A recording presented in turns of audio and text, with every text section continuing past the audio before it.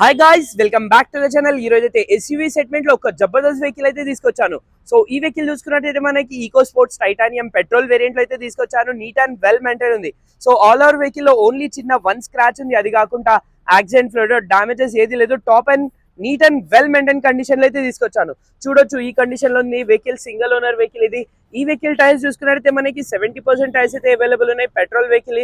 Back side చూసుకున్నట్టయితే defogger, back sensor, back wiper అయితే వచ్చేసింది. వెహికల్ కి స్టెప్ని చూడొచ్చు, అన్యూజ్డ్ స్టెప్ని అయితే అవైలబుల్ ఉంది. ఒకసారి మనం ఇంటీరియర్ కూడా చూడొచ్చు. ఇంటీరియర్ అయితే ఫస్ట్ క్లాస్ ఇంటీరియర్ ఉంది. చూసుకున్నట్టయితే మనకి ఇంటీరియర్ లో 4 power Windows, electric view adjustable వచ్చేస్తుంది. టిల్ స్టీరింగ్, మౌంటైన్ స్టీరింగ్ వచ్చేస్తుంది. హెడ్ ఆఫ్ డిస్ప్లే అయితే అవైలబుల్ ఉంది.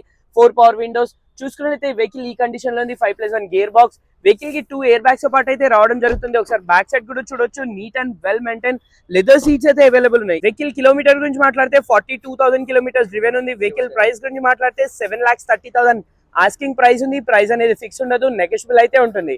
సో ఈ వెహికల్స్ కాకుండా మల్టిపుల్ వెహికల్స్ ఉన్నాయి. మీకు కూడా ఏదైనా వెహికల్ సేల్స్ అండ్ పర్చేస్ చేయాలంటే వీళ్ళ దగ్గర అయితే విజిట్ అవ్వండి. Thank you.